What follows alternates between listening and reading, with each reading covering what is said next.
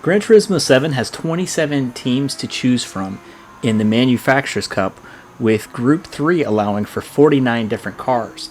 I took every Group 3 car around 5 laps at Fuji Speedway using the balance of power settings to find out which cars are best and which team you should sign up with this season.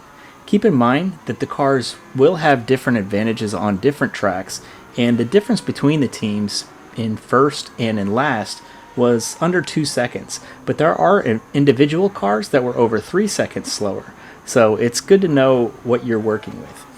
All the cars are rear-wheel drive, with the only change in layout being whether the engine is in front or behind the driver. And Fuji was selected because it seemed to be a good representation with different types of driving, with a relatively long straight, as well as some hairpins and that large sweeping corner. Let's go ahead and start from the bottom and work our way up. In 27th place, we find Citroen.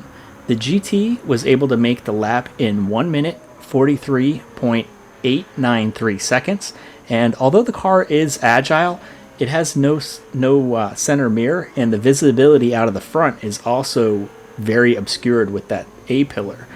If you're trying to race this series using the VR headset, I definitely recommend switching to a different team. In 26th place, we have Aston Martin. The Vantage was able to put down a lap of 1 minute 43.877 seconds, or you can also use the DBR9, which was almost a second slower. So the Vantage did feel very planted and precise, so that may be a good choice if you're a newer driver. The DB9, on the other hand, felt a little bit unnatural with you being pushed so far back in the car, and its lack of gauges kind of don't make it a great choice for VR as well. In 25th, we have Dodge. This is again like the Citroen situation where you only have one car to choose from, but here you're using the Viper, which was able to complete the lap in 1 minute 43.572. And the Viper is a fun car to drive, but the only downside is it doesn't have a shift light, so it can be a little bit more difficult. 24th place, we had McLaren, with the 650S being over a second faster than its $20 million partner, the McLaren F1. The long tail is not able to be used in Group 3, so you want to make sure you pick the shorter McLaren if you are buying it for this series. The 650 crossed the line in 1 minute 43.518 seconds. This car has a great balance, but it seemed a little bit lacking in acceleration. The predictability makes it a great choice for those wanting to get their hands wet with a MR layout, like a mid-engine layout, and the F1 had a tendency to push, but it seemed to be pretty quick if the track is, lacking in corners. Renault ended up in 23rd place with a lap of 1 minute 43.394 seconds, and you only have one option again, which is the RS01. Like the F1, it feels long and stable, which may make it a little bit challenging on those twisty tracks. 22nd went to Suzuki with their VGT car. I got a lap of 1 minute 43.384. It's a great option for VR drivers due to its open cockpit. It is a little bit nose heavy and does have a slight tendency to push, and it's down closer to the bottom, so it's fun, but it's a little bit slower. The Alfa Romeo 4C was just above that in 21st place with a time of 1 minute 43 seconds, 0.382. And the Alfa is a very agile car, so if you're going to end up with a lot of winding tracks in the series, this could be a great choice for you. Mazda took 20th place with its RX Vision Concept Stealth model, getting a lap of 1 minute 43 seconds, 0.370. The Atenza was only a tenth behind it, so they're both great choices. And for some reason, I was over a second off with the non-stealth variant of the RX Vision, but that could have been driver error. The RX Stealth would have a tendency to break the rear end loose if you did push on it a little too hard, and the Atenza felt very natural. So that may even be the better car to use overall if you're only shedding a tenth but you have a more stable platform. Peugeot ended up in 19th position. Here you get two options with the RCZ and the VGT concept car. The RCZ felt very neutral and put down a lap of 1 minute 43.268 seconds, and the VGT was only a few hundredths behind it, but unfortunately they didn't bother putting in a interior view for the VR drivers, and you'll end up riding on the roof. That's a hard pass for me. Chevrolet ended up in 18th position with the Corvette C7. You only get one car here, and the Vet ended up getting it done in 1 minute 43.221. You'll want to use the brakes a little bit early on this one to get your best lap times, and we are due for a C8R, so hopefully we'll see a second option coming in the near future. BMW gave you 4 cars to choose from and ended up 17th on the list. The Z4 got a time of 1 minute 43.154, and it actually rotates easily, but it will oversteer if pushed. The one directly behind that is the M6 Sprint with less than 4 tenths behind it. Add another tenth for the M3, and then the Endurance model was a full second behind the Z4, so that's probably the one to avoid. Hyundai took 16th place with their Genesis, getting a lap of 1 minute 43.043. This was actually a really fun car to drive, and it's quick and responsive. I actually plan to sign with them in one of the Manufacturers' Cup coming up, but they're not making the list this time around.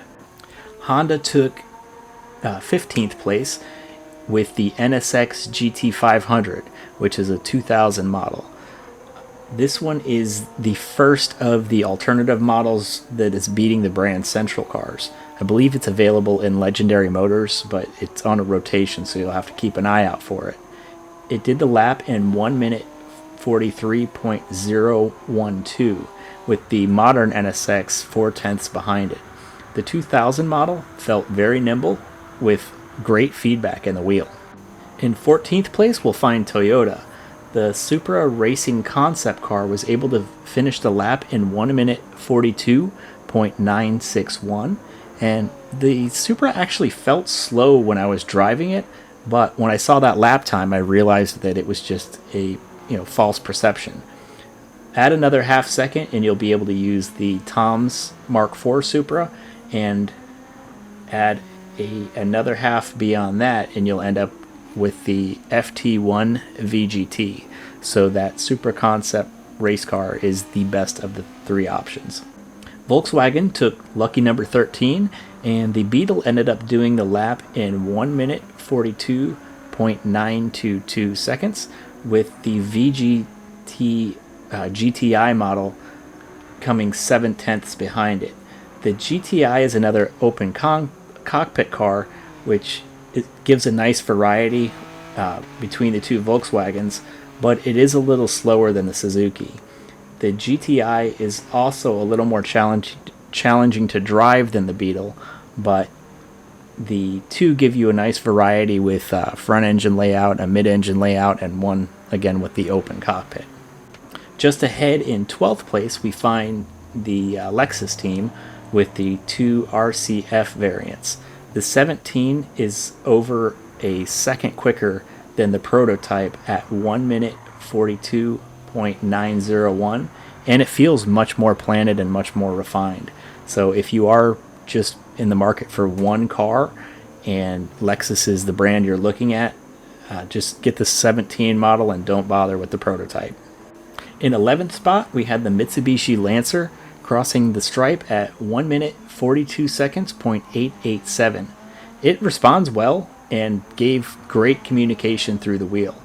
As a reminder, it is a rear-wheel drive car. There are no all-wheel drive cars in Group 3. 10th spot belonged to the Ford brand, with the Mustang edging out the GT LM test car by 4 hundredths. It finished the lap in 1 minute 42.868 seconds.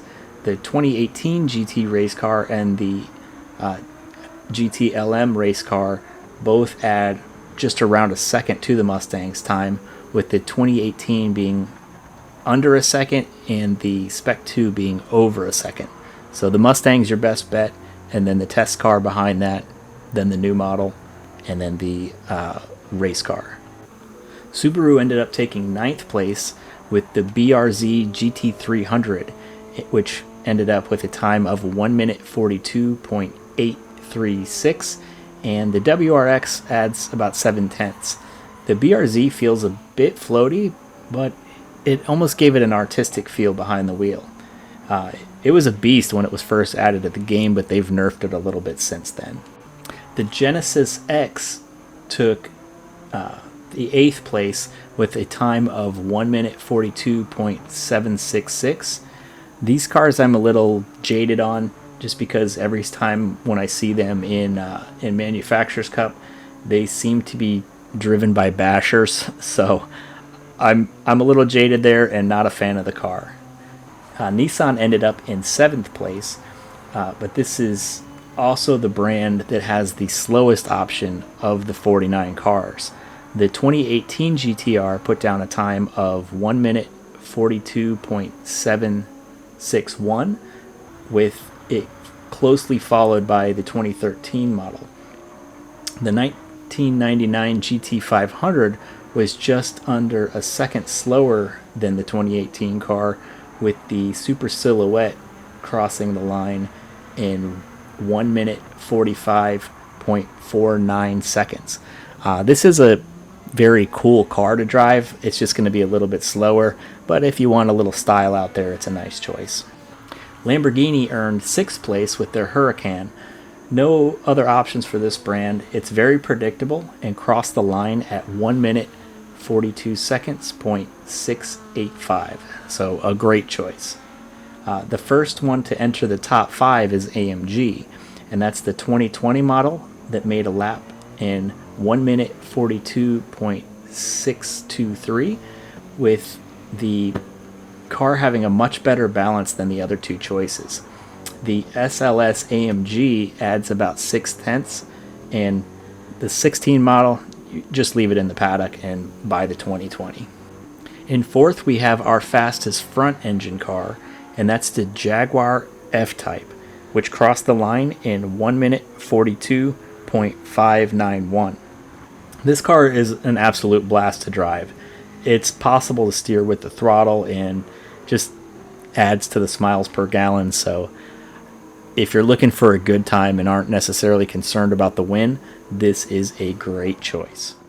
Audi ends up with the bronze in this competition, with the 2019 R8 putting down a lap of 1 minute 42 seconds, .249. The car is very well balanced and rotates well, so it's definitely a great choice. The 2015 adds over a second, so just stick with the newer car. It's a better balanced car, and there's not really a downside to using it. Our runner-up is the Porsche 911 RSR. The Porsche ended up receiving a time of 1 minute 42.187.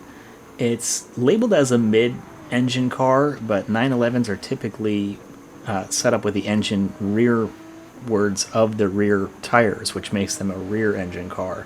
I'm not sure what they actually do in this chassis. Sometimes the racing regulations actually force companies into building a car that doesn't truly represent the road-going version, but it is a very lightweight vehicle in the nose, so it does seem like it still has that weight over the rear tires. So it gives the car a point-and-shoot racing style.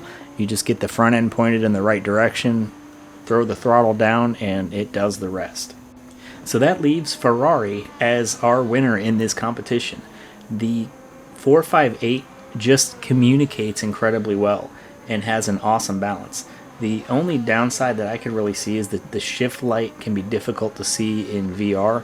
I tend to have the wheel blocking those shift lights, and there are livery editing limitations that seem to be implemented from Ferrari itself, because most of these cars have the like the real life logos with 3 pages worth of logos, and Ferrari only has 1. So that's something that I'm guessing they negotiated with Polyphony or with their sponsors. It's still possible to use custom logos, so this is just a minor inconvenience, but the car just communicates really well through the wheel, and that's what really pushed it over the edge for me. I really knew what the car was doing, so I was more comfortable in pushing on it harder than the other cars that I was testing. But let me know in the comments who you'll be signing up for this season, and please like and subscribe so you don't miss any future content. And if you are new to the game, make sure you try to purchase the vehicles that you're using in these manufacturer races. Otherwise, when you switch cars at the end of the season, you'll lose any mods that you purchased for those cars. So it's fine for one season to use the free cars, but try to use your own. Thank you for watching, and we'll catch you in the next one.